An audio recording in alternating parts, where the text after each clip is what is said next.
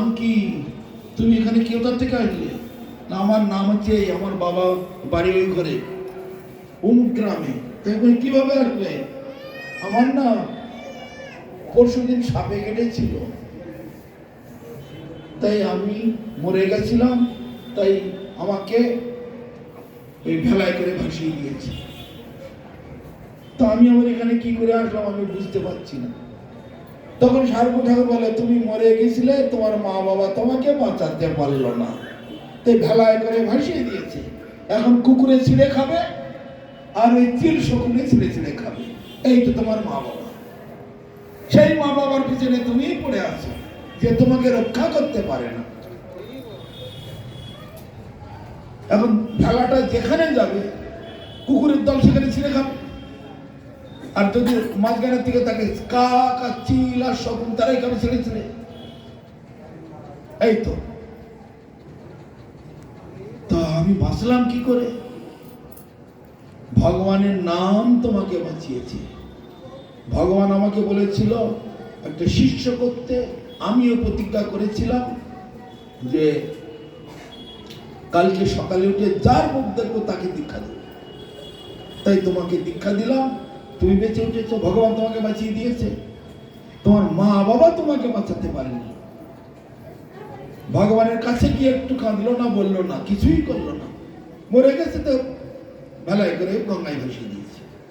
এই মা বাবা, এই মা বাবার ভালোবাসা ভক্তি, মা বাবার স্নেহ এইরকম হবে। সেই সে পরম বন্ধু, সেই পিতা মাতা শ্রীকৃষ্ণ চরণে যে প্রেম ভক্তি দাতা। প্রতি জন্মে পিতা মাতা ভাই বন্ধু সবে পায়, কিন্তু সাধু গুরু কৃষ্ণ বৈষ্ণব নাহি মিলে ভজ হইয়ায়। এমন তুমি বুঝে দেখো, প্রতি জন্মে মাতা পিতা ভাই বন্ধু সব আছে। গরু ছাগল কুকুর বিড়াল বাঘ ভালু হাতি ঘোড়া সকলের মা বাবা আছে, কিন্তু সাধু পাবে না, গুরু পাবে না, ভগবানের সঙ্গে সাক্ষাৎ তুমি পাবে না। সেজন্য তোমার দরকার সাধু গুরু বৈষ্ণবের আশ্রয় করা। তো এই ভগবানের আদেশেতে আমি তোমাকে দীক্ষা দিলাম। তুমি এখন বেঁচে উঠেছো, তুমি তোমার বাড়ি যাবে না আমার মন্দিরে যাবে? না না না না, যে মা বাবা আমাকে এই শিয়াল কুকুরের মুখে ঠেলে দিল তার এই মা বাবার কাছে আর যায়? হ্যাঁ, শিয়াল কুকুরের মুখে আমাকে ঠেলে দিয়েছে, বাকি আপনি আমাকে বাঁচালেন না তো শিয়ালে খেয়ে নিতে হতো। শিয়াল কিন্তু দলে সাঁতার কাটতে পারে, ও একটু গঙ্গার কাছে আসলে শিয়ালের দল দিয়ে ভেলায় উঠে খেয়ে নিত, ওদের টের পাইনি বলে। আমাদের সাঁতরে গিয়ে শিয়াল সাঁতারও কাটতে পারে। কৃষ্ণকে যখন গোকুল থেকে ওই নন্দালয় নিয়ে যাচ্ছিল, এই ওখান থেকে কংসের কারাগার থেকে বসুদেব, তো শিয়ালে যমুনা পার করে রাস্তা দেখিয়ে দিয়েছিল না? তাহলে শিয়াল সব থেকে এক্সপার্ট আছে। ভাগ্যিস আপনার কাছে আসলাম, তা না হলে তো শিয়ালের পেটে চলে যেতাম আমি। তা আমি আর ওই মা বাবার কাছে যাব না, আমি আপনার কাছে যাব, আপনি আমাকে দেখা নেবেন। তাহলে চলো আমার সঙ্গে। ছেলেটা গঙ্গায় চান টান করে ওই সারকু ঠাকুরের সঙ্গে ওই তার মন্দিরে আসে। তাকে দীক্ষা টিক্ষা ভালো করে দিয়ে দিয়ে কাপড় চোপড় করিয়ে তাকে একবার পূজা টুজা শিখিয়ে দিল, দিয়ে তুমি এখন থেকে এখানে সেবা করো।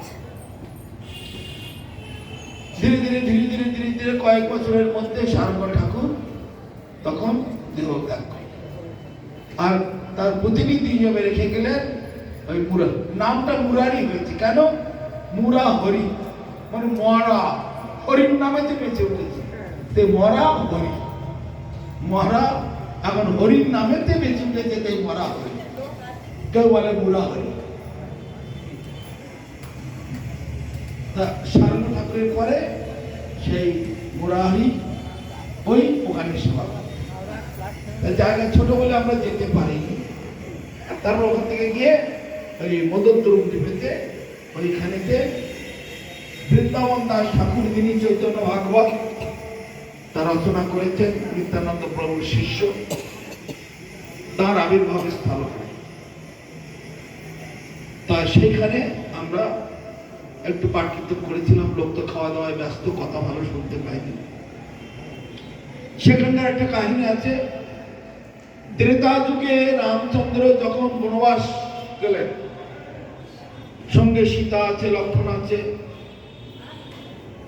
জটাবল গলধারী ব্রহ্মচারী স্বরূপ রামচন্দ্র, সে ওইখানে এসেছিলেন। ঠিক ওইখানটায় সীতার দিকে তাকিয়ে একটু হাসলেন। এসে সীতা বলে, কি ব্যাপার প্রভু, আমার দিকে তাকিয়ে হাসলে? আমার একটা কথা মনে পড়ে। কি কথা মনে পড়েছে? বলছে, আমি এখন বনবাসী, আমার সঙ্গে তোমরা বনবাসী। এটা ত্রেতা যুগ, ত্রেতা যুগের পরে দ্বাপর যুগ আসবে, দ্বাপরের পরে কলিযুগ আসবে। সেই কলিযুগেতে এখন আমি রাম, তখন আমি গৌরাঙ্গ হয়ে আমি অল্প বয়সে 24 বছর বয়সে সন্ন্যাস নিয়ে বাড়ি থেকে বেরিয়ে গেলাম। আমার স্ত্রী, তুমি হবে আমার স্ত্রী, তুমি যেমন এই লীলাতে আমার স্ত্রী আছে সীতা, সেই লীলাতে তুমি আমার স্ত্রী হবে বিষ্ণুপ্রিয়া। তো আমার মাকে, মা তখন আমার জন্য বুক ফুটতে থাকবে, ছেলে চলে গেলে মা বাবা কেমন করে, আমার নাম ধরে নিমাই নিমাই করে কান্নাকাটি করবে আর চলে যাবে। আর আমি সন্ন্যাস নিয়ে চলে যাব। সীতা বলতেন, তা তুমি এইভাবে মাকে কেন কাঁদাবে, মায়ের কি দোষ? তখন অনেক কথা বললেন। এই জন্মেতে আমি কৌশল্যা আর ওই কৃষ্ণলীলাতে দেবকী হয়েছিল। কৌশল্যা হচ্ছে যশোমতী বা সতী মাতা, আর কৈকেয়ী তিনি হচ্ছেন দেবকী। তো আর আমি যেমন এই রামলীলাতে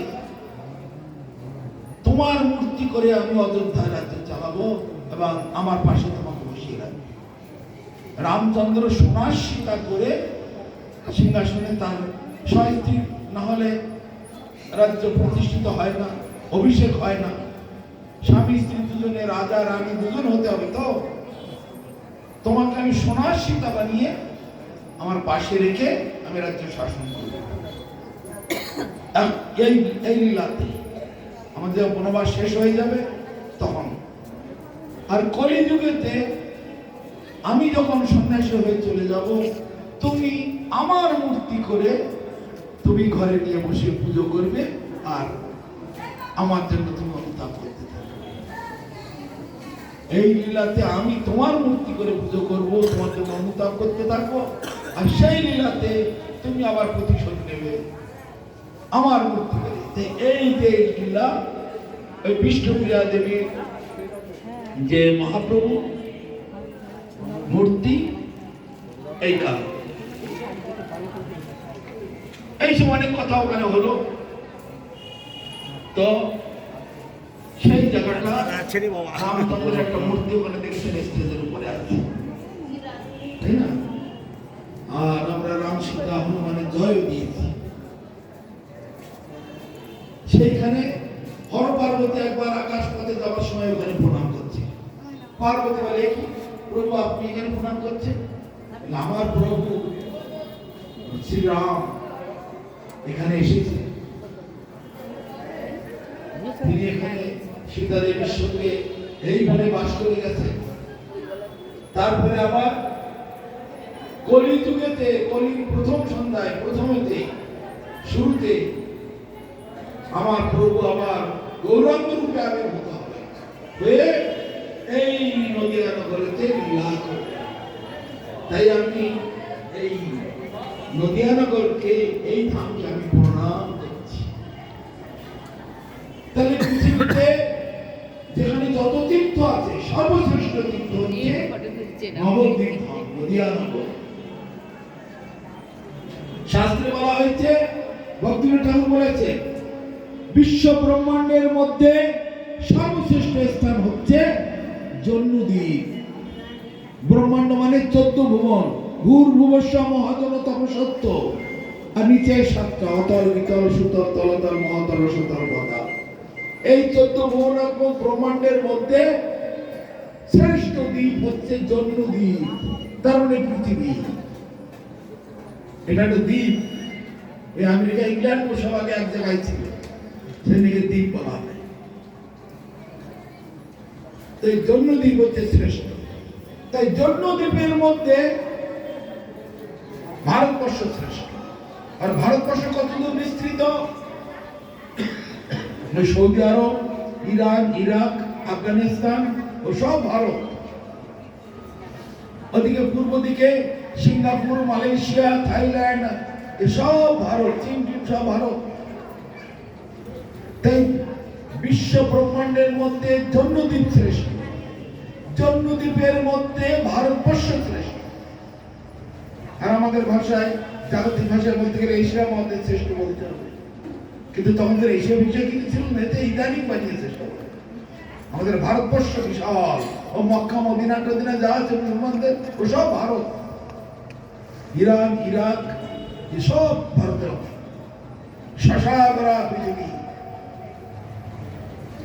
তো সেই ভারতবর্ষের মধ্যে আবার বঙ্গদেশ শ্রেষ্ঠ।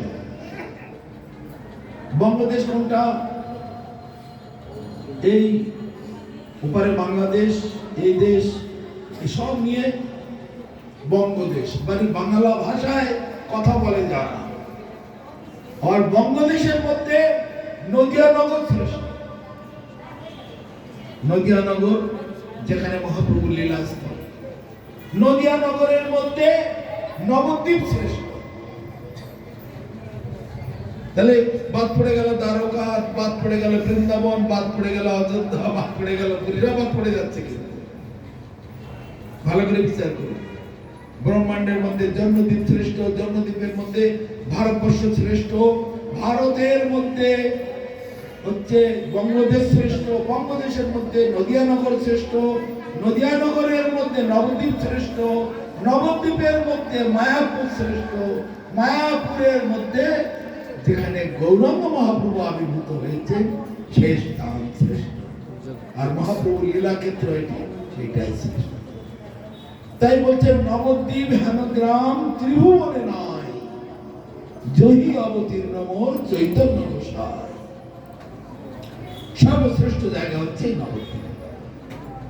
নবদ্বীপে গৌরাঙ্গকে ভজনা করলে অতি সহজে ভগবানকে লাভ করা যায়। কিন্তু বৃন্দাবনে গিয়ে লক্ষ কোটি জন্ম ভজন করলেও ভগবানকে লাভ করা সম্ভব নয়। তাই মহাপ্রভু বলছেন, বৃন্দাবনে যাইবে না রইবে চিরকাল, আর গোবর্ধনে চড়িয়া না দেখিবে গোপাল।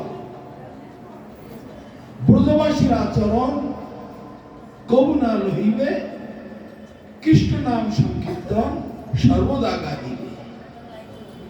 ব্রজবাসীরা যা করছে করুক, তাই থেকে থেকে নিজেরা অনুকরণ করবে না। কি বল, সময় হয়ে গেল, 2 মিনিট 3 মিনিট লাগবে।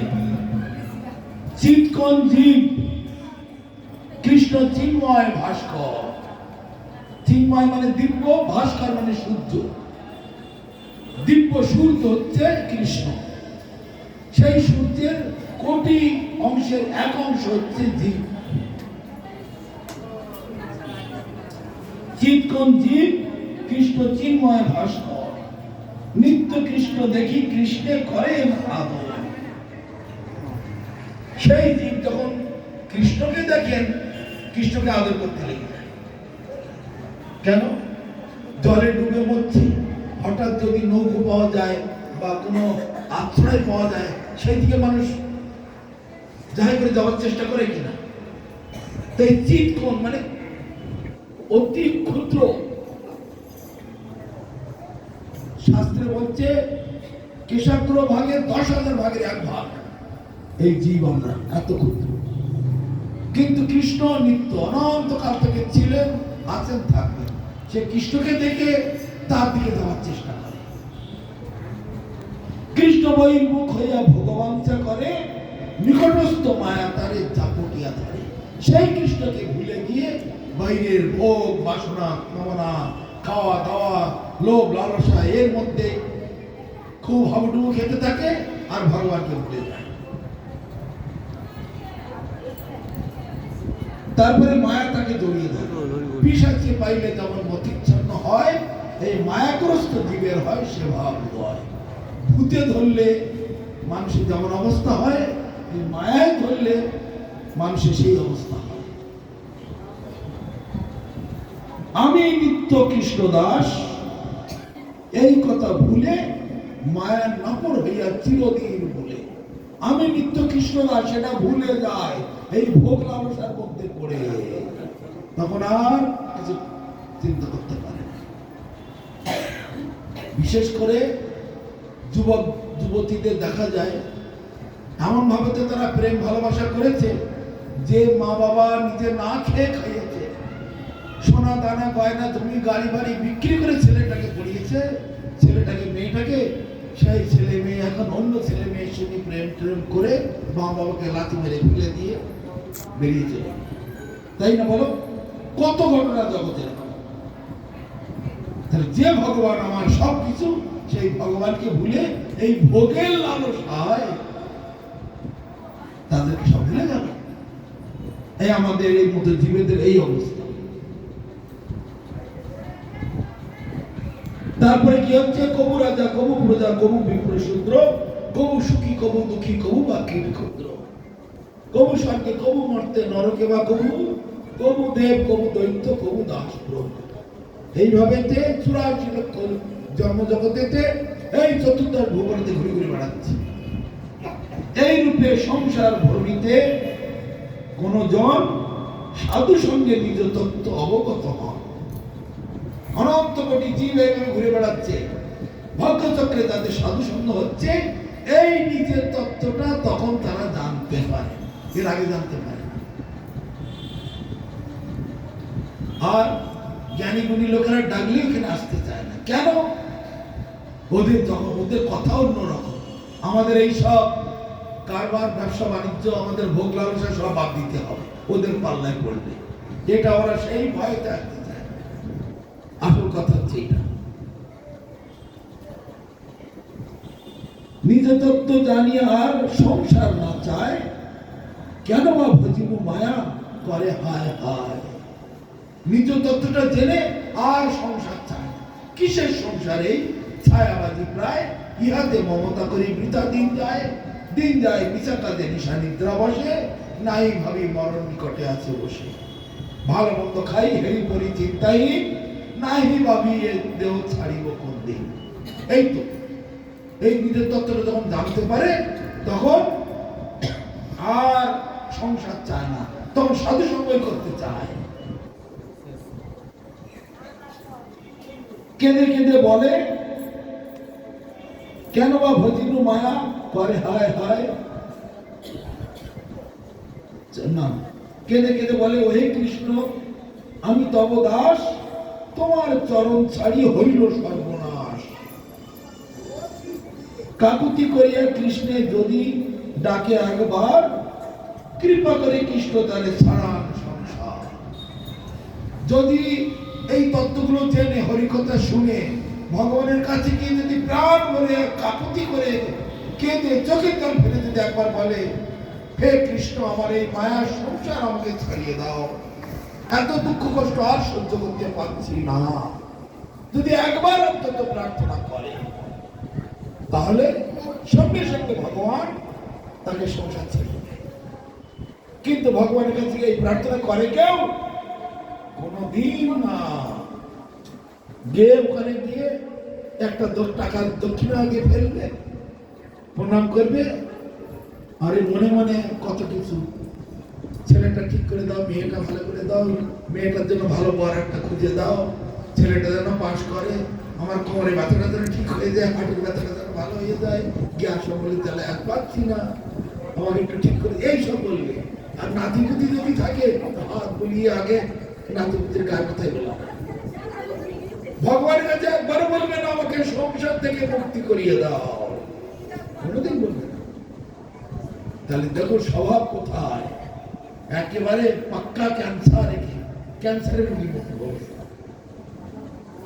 তারপরে কাকুতি করিয়া কৃষ্ণে যদি ডাকে একবার, কৃপা করে কৃষ্ণ তারে ছাড়ান সংসার। মায়াকে পিছনে রাখি কৃষ্ণ পানে চায়, ভজিতে ভজিতে কৃষ্ণ পাদ পদ্ম পায়। কৃষ্ণ তারে দেন নিজ চিৎ শক্তি বল, মায়া আকর্ষণ ছাড়ে হইয়া দুর্বল। তখন ভগবানকে চরণে পড়লে ভগবান সঙ্গে সঙ্গে তাকে কৃপা করে, তখন মায়া টান তখন হালকা হয়ে যায়, মায়া টান আর থাকে না, তখন ভগবানের দিকে এগিয়ে যায়, ভগবান তাকে কৃপা করে। তারপরে কি বলছে, কৃষ্ণ তারে দেন নিজ চিৎ শক্তি বল, মায়া আকর্ষণ ছাড়ে হইয়া দুর্বল। সাধু সঙ্গে কৃষ্ণ নামেই মাত্র চাই, সংসার জিনিতে আর কোনো বস্তু নাই। সাধু সঙ্গ করলে এই চেতনাটা হয়, জ্ঞান বুদ্ধি হয়, আমাদের জীবনটা ধন্য হয়ে যায়। তাই মহাপ্রভু এক কথাই বলে দিলেন, সাধু সঙ্গ সর্বশাস্ত্রে কয়, লব মাত্র সাধু সঙ্গে সর্বসিদ্ধি হয়।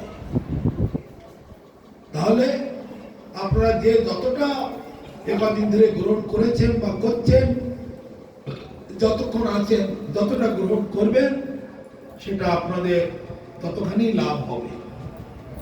বাজারে গিয়ে যে যতটা ক্রয় করবেন ততটাই তো ব্যাগ ভরে বাড়িতে আসবে না, যে কিনলেন না খালি হাতে ফিরে আসবেন, সেই রকম।